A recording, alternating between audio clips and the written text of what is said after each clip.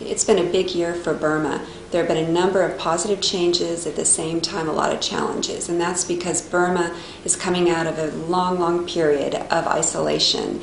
And it was only in the past year, really, that it began taking its initial steps towards building a democratic state. And that really came about with the election of the new president of Burma. And with that, he was initiating certain reforms, and specifically some of the challenges which are natural that you're going to have anytime you're coming out of an authoritarian government and trying to move forward. And these challenges included, for example, trying to address some of the major ethnic conflicts that were still ongoing in the country that needed to come to some sort of peace agreement.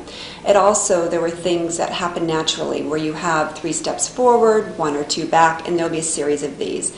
Some of these problems included a conflict that arose between in the Rakhine Buddhist as well as the Rohingya Muslims. So that's going to be a challenge.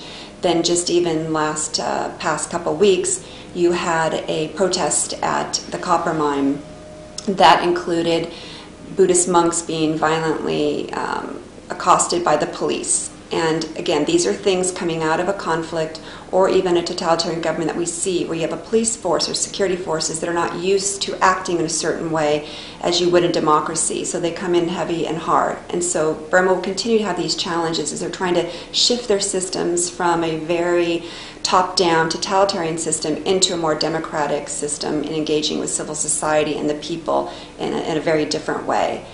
To that end, USIP has been working over the past year on a number of fronts. One of those is on the religion and peacemaking side, bringing together religious leaders to see how they can be a positive force and work together instead of at each other to make changes. Also on rule of law. How do you institute a more just and secure system based upon democratic principles of international standards and rule of law?